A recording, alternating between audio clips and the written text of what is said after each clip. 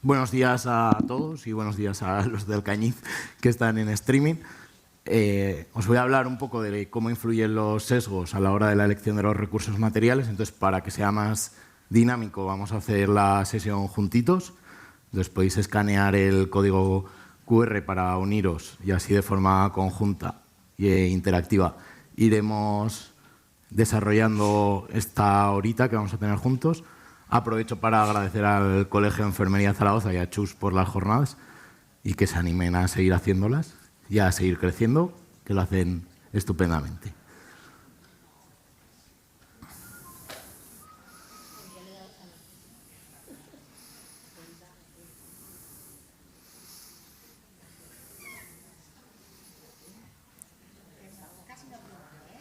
¿Estamos?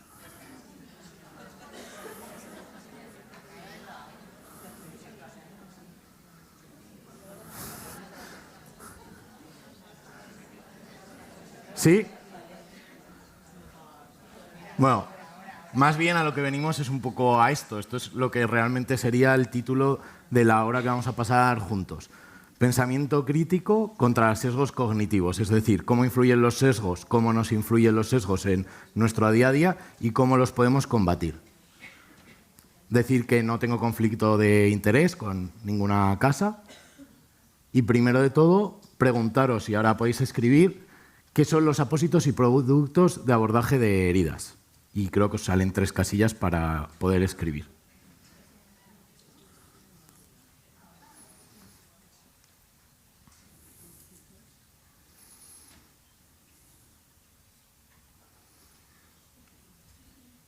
Y eso, iba a decir, en teoría deberían salir los resultados. Bueno, herramienta, materiales, recursos terapéuticos, una vía, un camino, sanar. Parece que herramienta y materiales, productos, es lo que va ganando.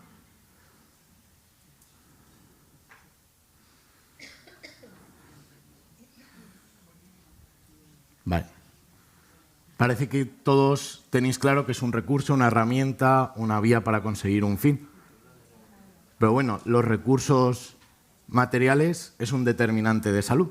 Entonces tenemos el modelo holístico de la Framboise Lalonde, que nos dice que en el primer paso está la biología humana, luego está el medio ambiente, después los hábitos de salud y el estilo de vida, y por último las organizaciones de los servicios de salud. Y dentro de las organizaciones de los servicios de salud se encuentran los recursos.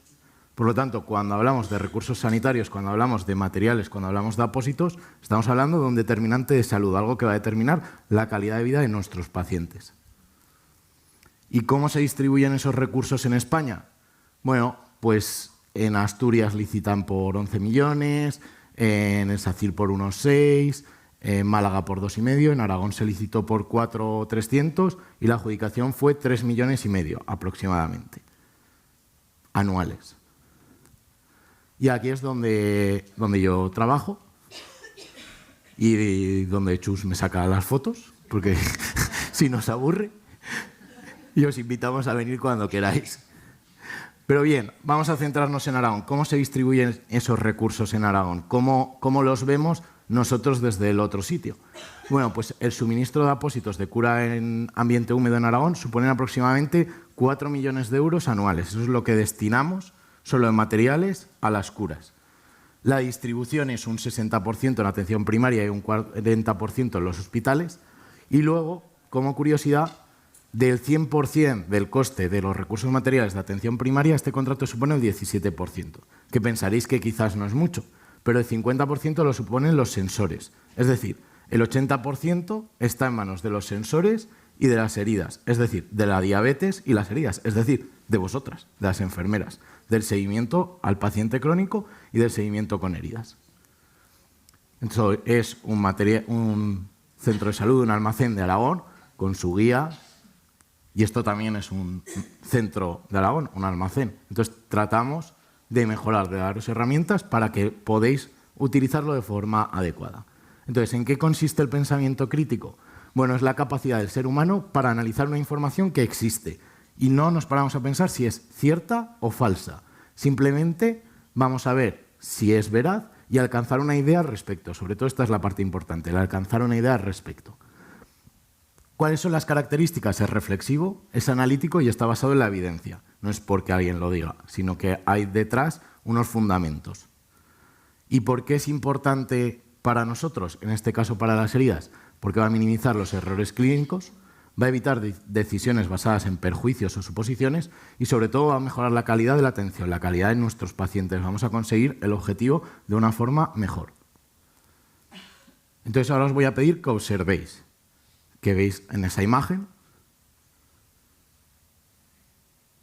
y ahora que respondáis. Os voy a dejar un momento para que os registréis, que pongáis el nombre, porque luego si no ponéis qué veis en esa imagen y cuando salga la tabla me va a salir ahí biofil, tejido de granulación. Vamos, el nombre o lo que queráis.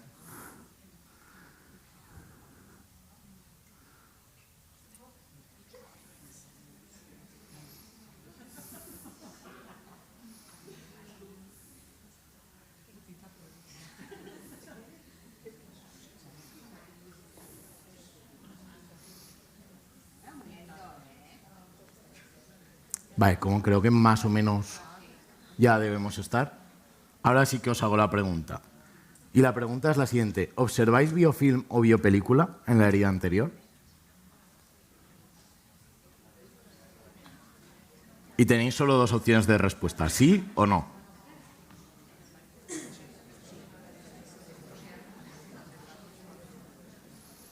Bueno, hay gente que estuvo en León, que ya más o menos la presentación sabe por dónde van los tiros. Entonces, supongo que ganarán, si no.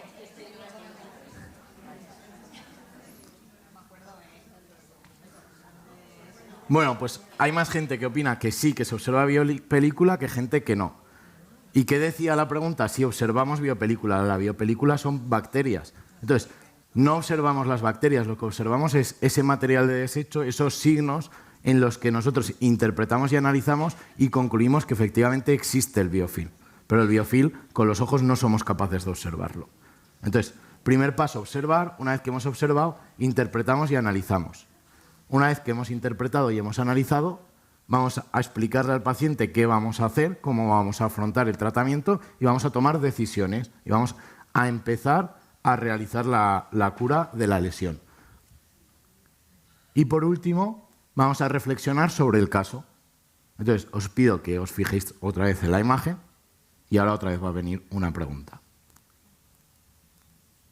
Es la misma lesión, la evolución fue en 2 meses o así. Llevaba 6 años abierta, o sea que bien. Y es, ¿la pauta de cura es correcta? Y opciones, sí, la herida ha disminuido de tamaño o no, hay un exceso de óxido de zinc.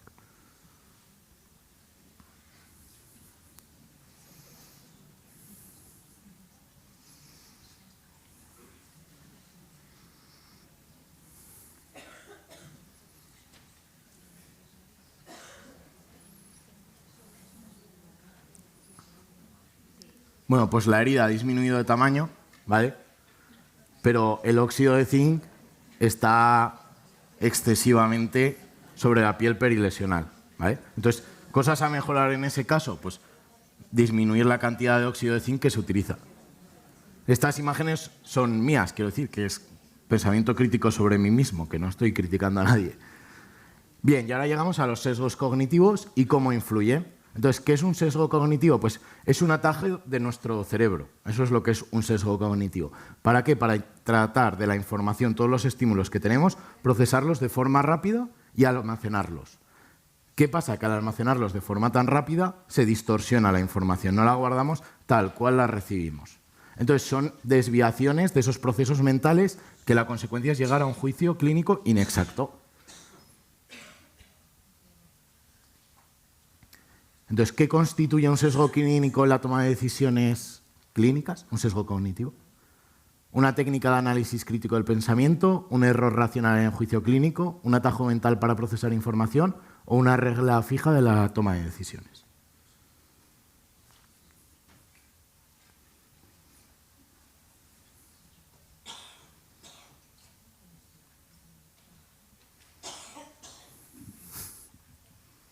¿Qué? ¿Quieres hablar? como se me ocurre alguna pregunta, te la vamos a hacer por aquí. Muy bien. Así, más interactiva. Me parece perfecto. Bueno, es un atajo mental para procesar la información. Eso es lo que es un sesgo cognitivo. Entonces, los sesgos cognitivos no son azarosos, tienen una función. Es decir, no es algo que se produzca porque sí. Tienen la función de cohesionar grupos, evitar la sobrecarga de procesos mentales, pero sobre todo es un error evolutivamente seleccionado. Es decir, a lo largo de la evolución vamos evolucionando, vamos progresando y el sesgo cognitivo se ha desarrollado a la hora de evolucionar como especie para que el cerebro pueda esa sobrecarga de información que tiene almacenarla de alguna forma. La contrapartida es que la va a almacenar de forma inexacta. Sí, otra preguntita. Y ahora empezamos con los sesgos. ¿Puede combinarse la plata y la colagenasa en el abordaje de una lesión? Y la opción es sí o no.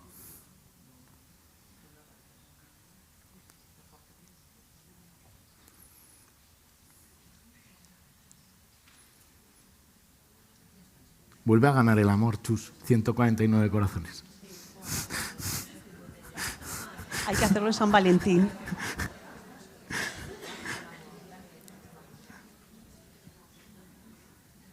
Bueno, pues a la respuesta de puede por poder, sí, puede.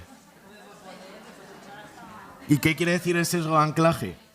Pues fijarse en una primera información que todos hemos recibido, que es que no puede combinarse, y no actualizarla. Pero hay un estudio que nos dice que la colagenasa, por ejemplo, con el Aquacel Plata o con el Alevin Plata, se inactiva un 7,6 o un 7,7%. Eso es lo que se inactiva. Y esta fue mi reacción al ver el estudio. Sesgo de disponibilidad.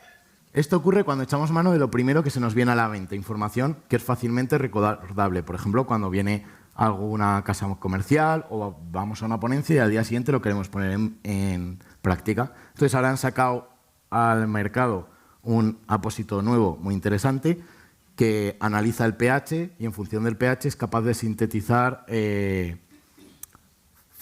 factores de cicatrización, ¿vale? Y además recoge todo el exudado. Mónica, ¿lo conoces? Es este. Es nuevo, acaba de salir hoy. Hoy es la presentación. Nueva no hay casa productos comercial. milagrosos, ¿vale? Sesgo de confirmación. ¿Qué quiere decir esto? Cuando nosotros tenemos una información y solo buscamos y leemos cosas que confirmen esa información. No decimos, a ver si estoy equivocado, sino vamos a asegurar que estoy en lo cierto. Entonces tenemos una lesión venosa, nos planteamos cómo la vamos a abordar y la primera opción es una venda de corta tracción, ¿vale? La segunda opción es un kit, porque lleva cohesividad y nos va a durar más. La tercera opción es, con una venda suelta no hemos hecho suficiente, vamos a poner varias, que seguro que lo conseguimos. La cuarta es todavía más. Y entonces viene Joaquín, que es el comandante compresión, y aparece con los kits de corto y largo estiramiento. Y entonces la pregunta es, ¿y la movilidad de este paciente que está en una residencia encamado que no se mueve? De verdad tenemos que optar siempre por nuestra preferencia. Hay veces que tenemos que abrir un poco la mente y saber que el mercado nos ofrece recursos y que tenemos que saber nosotros interpretarlos y utilizarlos.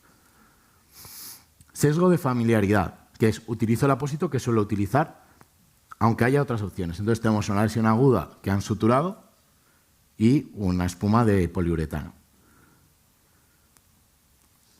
¿Es adecuado el uso de una espuma de poliuretano en esta lesión aguda? Y las opciones también son sí o no.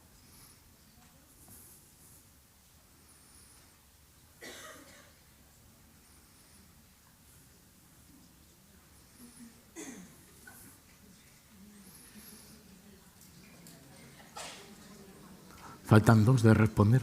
¿Eh? Bueno, os adelanto el resultado. ¿Y la respuesta cuál creéis que es? Pues es que no. ¿Y por qué no? Pues porque tenemos apósitos que están diseñados para esto. El apósito de espuma de poliuretano puede aguantar hasta 7 días, supone un coste económico de cerca de 1 euro y en cambio los apósitos de algodón que están destinados para este tipo de lesiones suponen unos 3 céntimos. Entonces hay que optimizar recursos. Y otra pregunta. ¿Ha observado de forma recurrente que al utilizar productos tipo Memphis se producen reacciones alérgicas? Sí, lo he observado o no. Si alguna vez al colocar el Memphis habéis observado una reacción alérgica.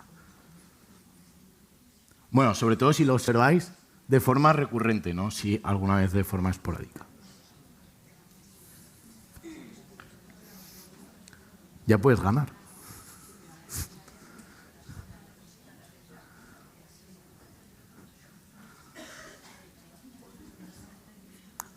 Bueno, creo que os vais a llevar una pequeña sorpresa.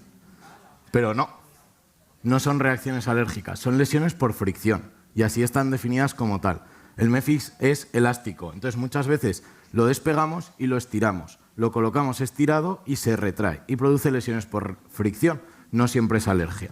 Entonces hay que tener cuidado porque a veces no es que el material no sea bueno, sino que nosotros no lo estamos utilizando de forma adecuada.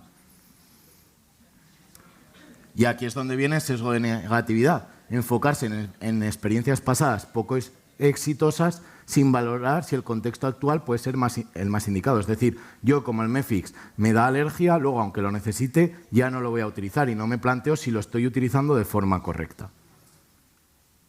Sesgo del grupo, que es dejarse llevar por el grupo. Para muchos es importante pues, seguir la tendencia y opiniones del grupo. Entonces tenemos una lesión pequeñita venosa ahí con una señora variz. Y como todo el mundo pone un apósito de espuma de poliuretano con bordes, pues coloco un apósito de espuma de poliuretano con bordes y ni comprimo ni nada, y a seguir.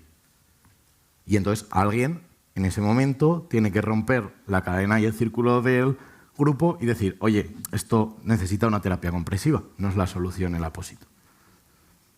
Efecto reciente, que es la facilidad del profesional para recordar experiencias recientemente ocurridas. Por ejemplo, Susana hace un ratito aquí, que nos ha hablado de heridas atípicas. Entonces, no siempre tienen por qué ser los sesgos negativos. El próximo día que lleguéis a la consulta podéis ver una lesión que no se encaja, acordaros de Susana y decir, igual esto es una lesión atípica, lo voy a derivar. Efecto reciente. Este es Joaquín yendo mañana a la consulta a curar con Mepilex y colagenasa. Por favor.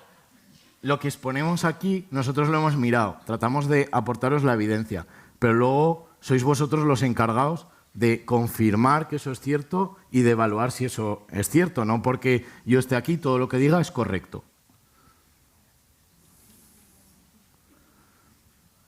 ¿Utilizan la mayoría de profesionales un apósito con plata de forma rutinaria en la mayoría de heridas? Más de un 80%, entre un 60 y un 80% los profesionales, entre un 40 y un 60 y menos de un 40%.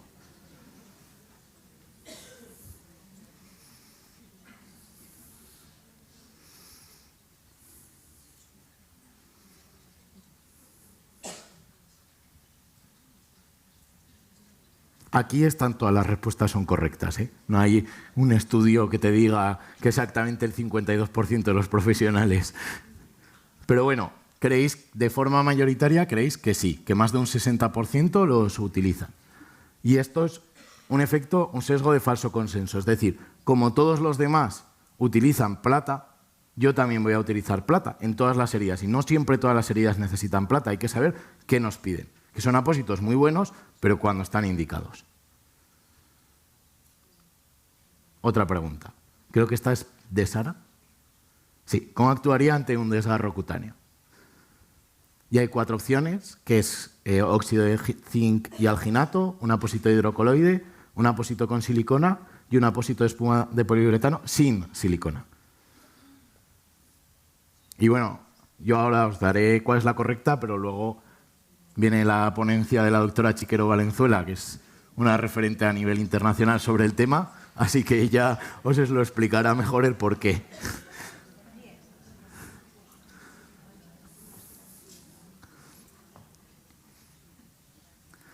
Pero la correcta es apósito con silicona. Está bien que ha habido una gran mayoría de gente que ha optado por óxido de zinc y alginato. Y bien, esto es el sesgo de autoridad, dar demasiado peso a la opinión de una persona experta. Y con esto, por favor, no estoy criticando a la doctora Conde.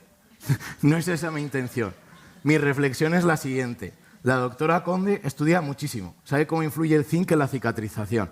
¿Cuántos de los que estáis hoy en el público sabéis cómo influye el zinc en la cicatrización? Entonces, no es que ella haga algo mal o de forma errónea, es que nosotros estamos aplicando eso, que ella tiene unos conocimientos de base sin tener esos conocimientos. Y luego debéis saber que en el caso del Citelium es un producto cosmético, no es un producto sanitario. ¿Qué quiere decir esto? Que si lo aplicamos sobre el lecho de una lesión y luego nos denuncia el paciente, tendremos que demostrar ante el juez nosotros que ese producto no ha sido perjudicial, cosa que no pasa con los productos sanitarios, porque es un producto cosmético. Y esta es la doctora Chiquero Valenzuela con un desgarro cutáneo que no quiere mirar. Y sesgo de status quo, mantener lo que siempre se ha hecho. A lo largo de la ponencia de Susana habéis visto cuántas veces se utilizaba la colagenasa, porque sí, porque siempre se ha hecho. Y por último, el último de los sesgos, sesgo de coste hundido, que es continuar gastando recursos o utilizando un material porque hemos invertido ya mucho tiempo, esfuerzo, lo que sea. Por ejemplo, esto pasa cuando en casa vemos una película y al llevar 40 minutos de la película, aunque no nos gusta, decimos, bueno, pues ya que estoy la acabo, porque ya que he invertido este tiempo. ¿Qué pasaría en heridas? Pues tengo una lesión, aplico de primera forma durante meses la epiona, que no es barata, pero tampoco es excesivamente cara. Después, como no funciona, opto por incluir el plasma rico en plaquetas. Como sigue sin funcionar, pongo la terapia de presión negativa y igual todavía no he valorado cuál es la etiología de la lesión. Y esto me recuerda al niño de solo en casa disparando. Y bueno, este es mi primo cuando le explico cosas de estas y dice, pero madre mía, qué cantidad de cosas hacéis.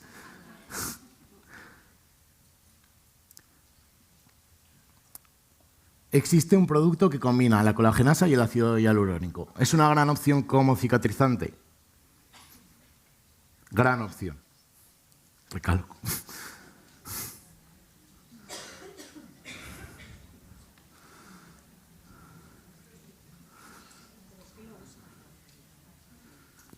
Sí, ya sé que lo usan como cicatrizante.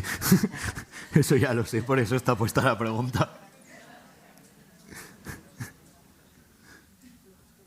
Pues no, como bien nos ha explicado Susana, estamos formados de colágeno y la colagenasa es una enzima que lo que hace es desbridar el colágeno, que son nuestros ladrillos.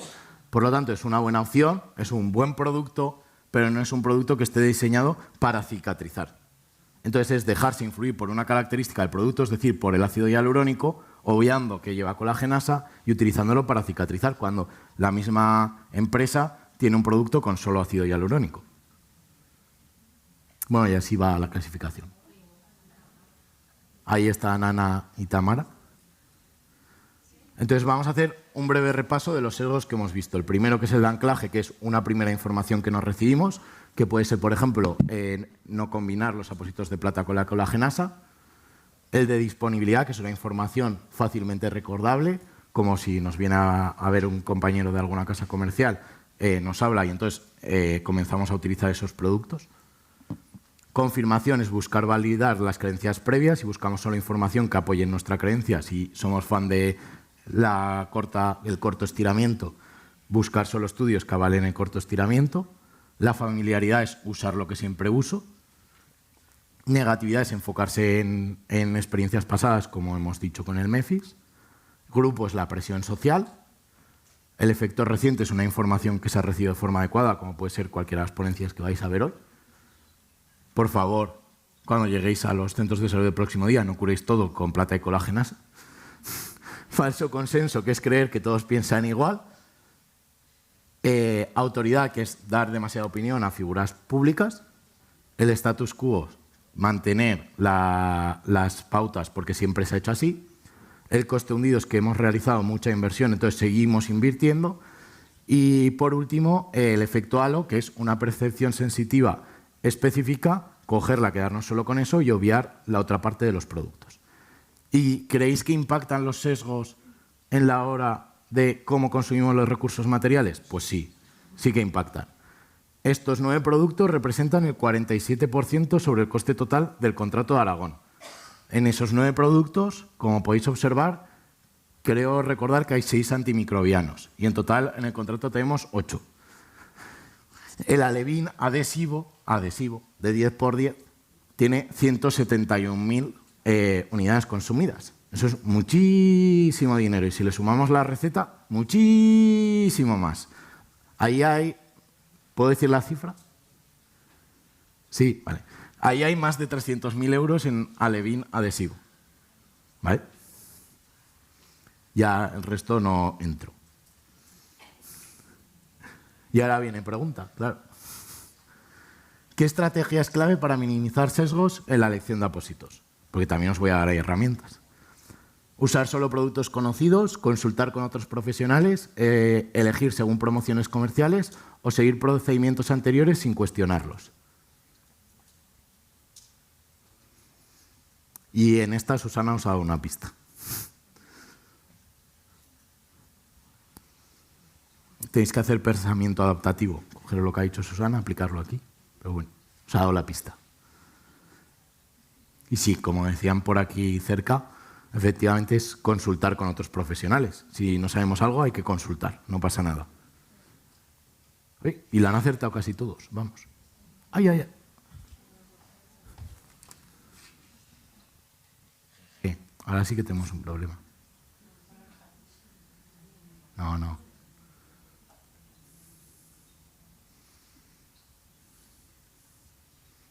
Ya está.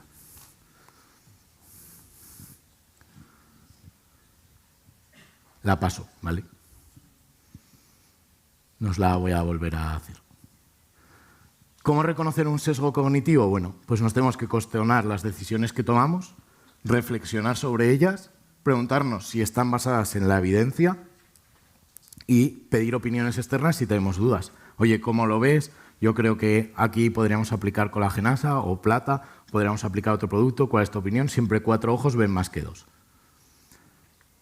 ¿Y cómo las minimizamos? Pues haciéndonos preguntas abiertas, que es ¿por qué estoy eligiendo este apósito o este producto? Utilizando guías clínicas basadas en la evidencia, consultando, y repito, insisto, con otros profesionales, actualizándonos, que para eso estamos aquí, y evaluar resultados de manera crítica, como he empezado yo la presentación, si recordáis.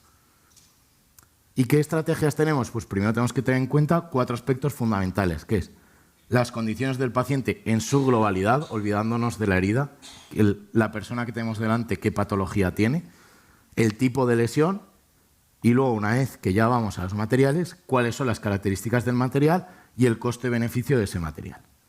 ¿Y qué herramientas tenemos para esto? Pues la valoración, la atención comunitaria, una evaluación continua y monitorización, guías clínicas basadas en la evidencia y os dejo ahí la red CASPE, que son guías de lectura crítica. Y ahora viene pregunta. ¿Es posible realizar atención comunitaria en el contexto de una herida compleja? Y hay 3 opciones, que es ni de broma, por supuesto, y ya lo hacemos.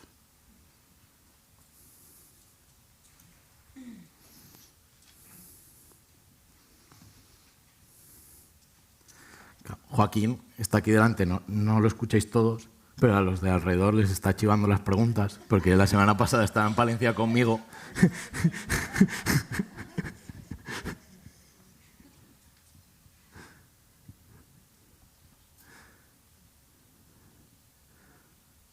Uy, 100%, perfecto, maravilloso, me encanta. Sí, se puede.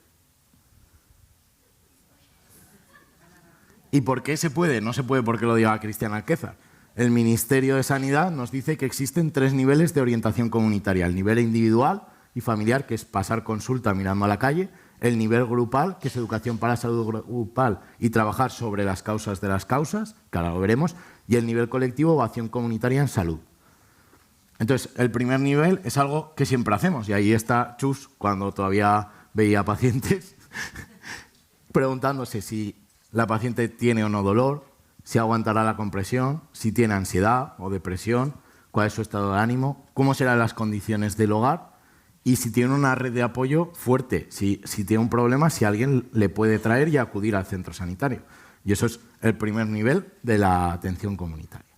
El nivel 2, que es grupal, que es dar sesiones sobre las causas de las causas, es decir, a profesionales o en residencias para trabajar sobre ello y tratar de prevenir esas lesiones. Entonces, hacerlo de forma esporádica no se consideraría una actividad comunitaria, pero hacerlo de forma seriada con una planificación, sí. Y por último, el nivel 3 o colectivo, que este es un proyecto de Binefar, que fue premiado el año pasado como el mejor proyecto de España por el Ministerio de Deporte a promoción de los hábitos saludables, en el que la clase del colegio de educación física consistía 1 hora a la semana en hacer paseos saludables con pacientes de la Asociación Española contra el Cáncer y pacientes del centro de salud. Poco a poco detectamos que mejoraban los niveles de tanto depresión como ansiedad de los pacientes y comenzamos a derivar también pacientes con lesiones y mejoraban. ¿Cuál fue la mayor sorpresa de este proyecto? Bueno, pues que las consultas de la psicóloga de la Asociación Española contra el Cáncer disminuyeron en un 80%. Es decir, 4 de cada 5 personas dejaron de necesitar acudir a la psicóloga por ir a pasear 1 hora a la semana con niños. ¿Y qué herramientas de valoración tenemos? Pues muchas. Tenemos el TIME, tenemos el triángulo de las heridas, tenemos escalas del dolor, tenemos el Dominate, tenemos el pentágono de las heridas, podéis usar el que queráis. Yo ahí no entro. Y herramientas de monitorización, que es el RESVER 2.0, en este caso, que rellenándolo nos va a decir si esa herida evoluciona o no evoluciona y cómo evoluciona. Tiene 6 niveles que van desde las medidas, los tejidos, los bordes, el tipo de tejido, que es, si veis es un poco TIME, triángulo de las heridas, el exudado y luego signos de infección e inflamación. Y guías clínicas basadas en la evidencia. Y aquí tenemos de la GNAU, tenemos del SERGAS, tenemos de la IUMA, hay muchísimas. La SEGER ha sacado hace poco también una, así que tenéis muchísima evidencia. Y bueno, con Chus, cuando llegamos a la central, que espero que ahora cuando lo veáis alguno ya lo conozca, nos hicimos una serie de preguntas para tratar de ayudar a los profesionales a actuar en el contexto de heridas complejas, que es ¿qué materiales tengo? ¿Cómo puedo solicitar esos materiales? ¿Cuál es su código para poder solicitarlos? ¿Cuánto puede costar ese material? Y si estoy haciendo un uso adecuado. Y creamos unos pósters de apósitos primarios y apósitos secundarios. En estos pósters aparecen todo el catálogo de productos que tenemos ahora mismo en la cartera, en el contrato de Aragón.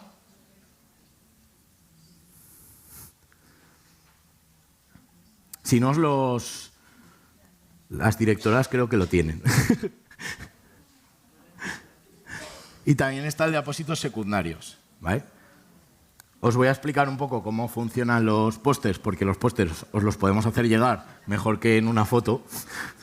Entonces, tienen una leyenda debajo en la que pone la cantidad de exudado que tiene la herida en el contexto a la hora de utilizar cada apósito, si se puede recortar o no, y esto es por ficha técnica, si necesita una sujeción o no, cuántos días como máximo puede estar ese producto y un poco una orientación sobre el tejido en el que está indicado, si es necrótico, tejido más desvitalizado, granulación epitelial o infección.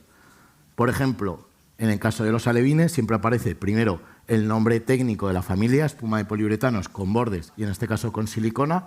Entonces vemos la imagen del alevín Gentle Border y vemos pues, que el alevín Gentle Border en Aragón se solicita con el código 365 y cada vez que yo coloco un alevín Gentle Border de 5×5, el coste al sistema es 0,86 €. ¿En qué tejidos está indicado? Unas consideraciones generales, que es que debe dejarse 2-3 centímetros a la piel íntegra, que la retirada es traumática, que no se debería recortar, como máximo en este caso pueden estar 7 días, exudado de leve y no precisa una sujeción extra.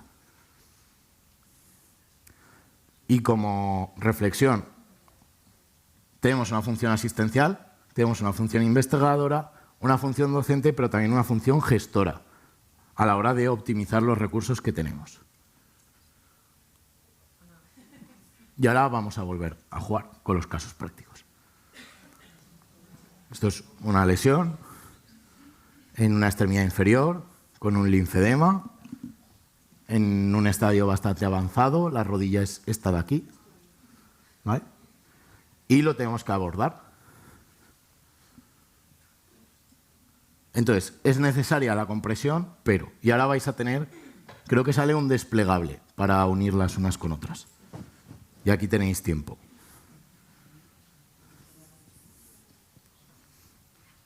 Aquí tenéis un poquito más de tiempo. Ahora, luego cuando salgan, os las comento porque si no, creo que os voy a liar más.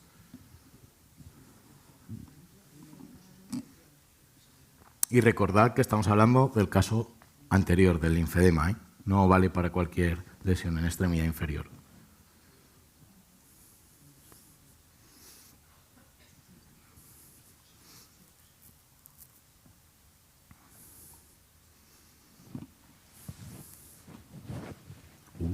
Sí voy súper bien.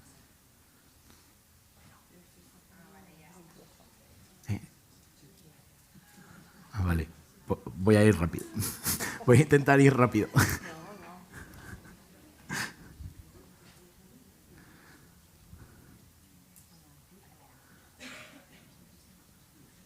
Bueno, ahora quedan casos clínicos, que es compartir experiencias entre nosotros y un poco de reflexionar.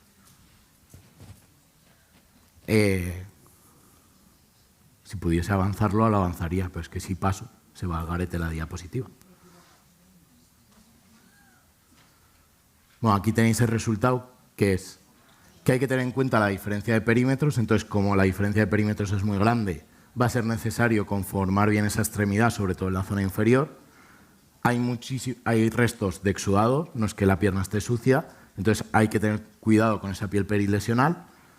Vamos a tener que utilizar vendas sueltas de corta tracción, de corto estiramiento, mejor dicho, porque por diámetros no vamos a poder utilizar un kit y por eso es por lo que no se puede utilizar el kit de compresión. Y esta es la misma extremidad, pero ya después de haber hecho todos estos pasos de hidratar bien la piel, manejo de la piel perilesional, conformar bien la pierna y ya poder utilizar las vendas. Aquí tenemos una lesión con un producto parece saturado y pregunta, ¿la saturación del apósito es debido a que el producto no es bueno? Y hay dos opciones, que es sí o no.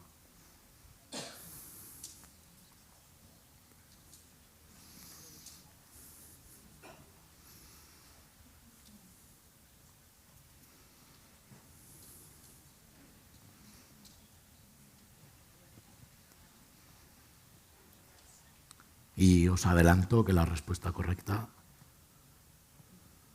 es que no. Es un apósito saturado, pero no es porque el producto no sea bueno. Todos los productos que existen en el mercado son buenos, hay muchísimo coste detrás, las empresas gastan muchísimo dinero en investigarlo y somos nosotros los que no los utilizamos de forma adecuada. Pero este no sería mejor. Otro caso, una lesión, parece que en miembro inferior, con una fibra hidrocoloide y un superabsorbente, intentando gestionar el resultado. ¿Y los apósitos se han saturado debido a que su uso no es adecuado? Vamos, adelanto que no, como vamos un poquito pillados, la paso. Y dejo esta, que es, si la pauta de cura es mejorable, ¿qué le falta? Y aquí podéis escribir. Cuando hayáis escrito un poco, la vuelvo a pasar.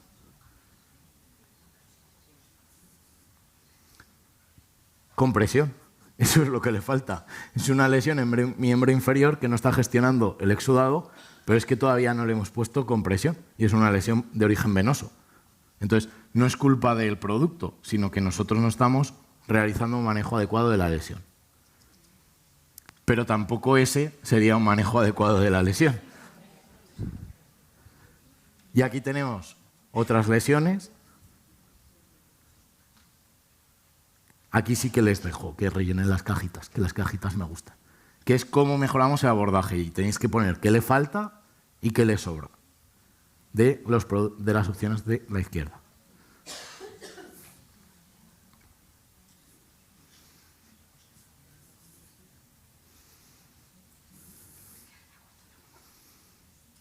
Y le falta, por supuesto, una valoración en condiciones. Eso ya os lo adelanto, que lo pone, pero por si acaso. Por ir ayudándoos. También le falta protección de la piel perilesional, que la hemos visto que estaba macerada. Optimizar la gestión del exudado, que ya la terapia compresiva nos va a ayudar a optimizar esa gestión del exudado. Y luego, ahora vamos a volver a ver la imagen. Si os fijáis ahora en la imagen, en el miembro inferior izquierdo tenía una malla como terapia compresiva. ¿Veis? Entonces esa malla no le hace falta para nada, esa mallita de ahí, para sujetar. ¿Vale? Y luego, si vamos a utilizar terapia compresiva, quizá, y solo quizá, un apósito de espuma de poliuretano con bordes, que parece que además está diseñado para el sacro, no es lo mejor en el miembro inferior. Un talón, una escala necrótica. Y pregunta, ¿desbridamos? Y la opción es sí o no. Ya estamos con el depende.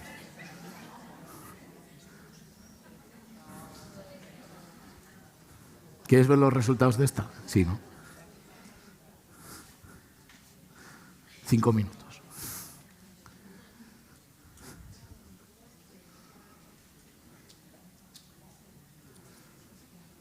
Bueno, ya os adelanto que la opción correcta es que no. En este caso no, porque esto no es mejor. No es mejor dejar el calcáneo expuesto. Si fluctuase mucho, pues podríamos. Habría que valorar bien, eso es una lesión por presión, hay que manejarlo primero la presión. Si queremos levantar, hay que evaluar también cómo está esa lesión en cuanto a arteriopatía y hay que descartar arteriopatía.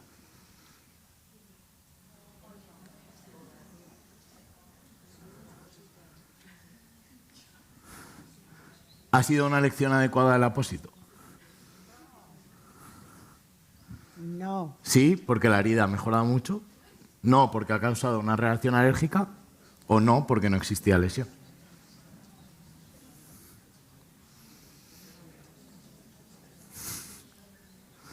Por cierto, las imágenes, muchas son de Chus. Otras son mías, pero muchas son de Chus. Pues se suponía que íbamos a dar la ponencia juntos, pero luego ha dicho, no, para ti.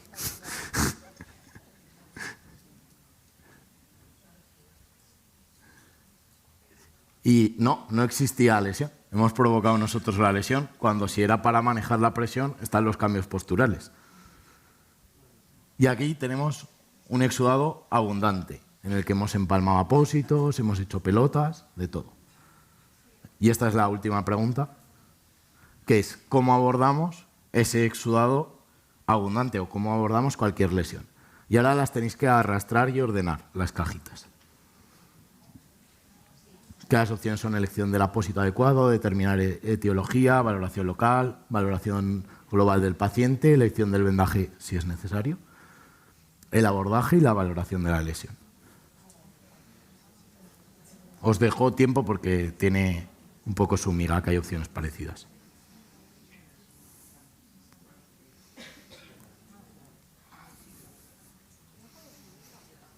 Y bueno, saldremos de dudas. Si ha ganado Ana o le ha adelantado Tamara. O ha sido otra persona.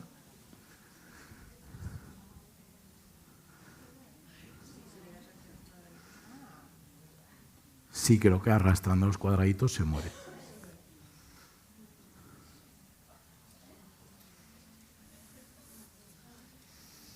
Que esto sirve a lo largo del día, creo que se basa un poco en esto, el cómo manejar cualquier lesión.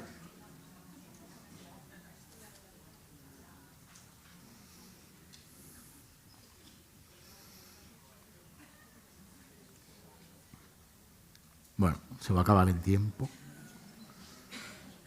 y se va a ordenar. Lo primero sería hacer una valoración global del paciente. Después tendríamos que hacer la valoración local y del área lesional. Luego la valoración de la lesión.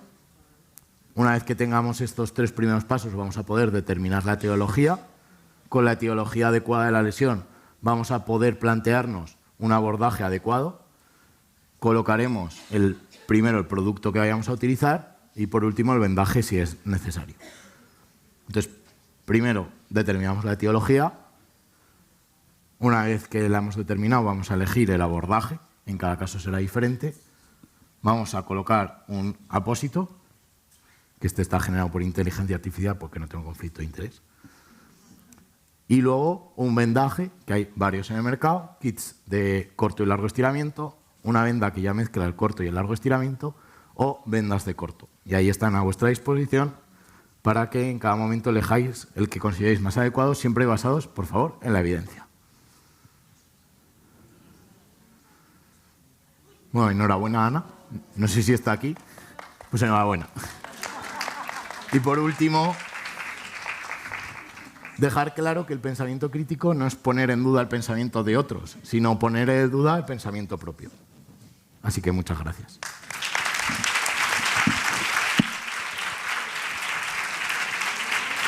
Cristian, espera, no te muevas. Ahora preguntas, vale. No, sí, si tenéis alguna pregunta que hacerle a Cristian, si no tengo... En Teruel se han visto, en Alcañiz, vamos, les ha gustado mucho los pósters. Y yo sí que me gustaría que esto está trabajado, intentaremos colgarlo en alguna página oficial para que los tengáis, las direcciones para que os los repartan, y me gustaría que pusieras uno, solo para que vieseis lo que cuesta algún producto que estamos utilizando. Ahora la he cerrado. ¿Lo has cerrado? Sí. Pero te lo sabes de memoria. Sí, me sé algunos productos, me los sé. Venga, dinos alguno. Bueno, pues, Acticoad. el Acticoad vale entre 10 y 12 euros. Voy a decir Cada- baremos porque no quiero deciros los productos exactos. Cada uno, ¿eh? Estamos hablando de coste unitario. Unitario. Cada vez que coloco un apósito de A Acticoad. ver, damos nombres comerciales porque lo que conocéis, sino el gel de Voy a poliesal. intentar decir más o menos uno de cada casa para que... Exactamente, venga. No esto. El Los más caros. Alevín 10x10 de Gentle Border, creo que salía ahí que era 1,5 o 1,8. El Mepilés Plata 15x15 creo que está entre 6 y 8 euros, más o menos. El Viatime Silicon de 10x20 creo que te andaba sobre los 3 euros.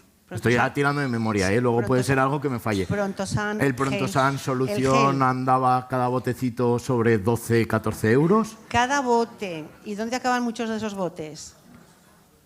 Sin terminar en la basura. O me lo dejo en el abrigo, en la chaqueta, se me cae. Tienen una pregunta. ¿Eh? Tienen una pregunta. Mucho, bastante. O sea, quiero decir, esto voy a aprovechar para lanzar el mensaje.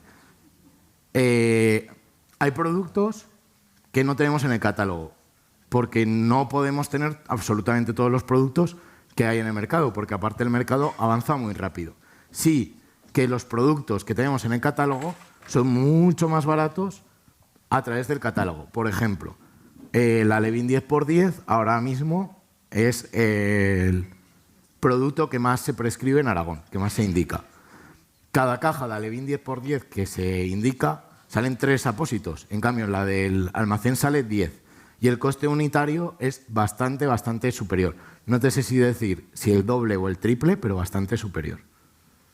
Entonces es mejor ceder algo de material que prescribir productos que tenemos. ¿Alguna pregunta más? ¿No? Gracias.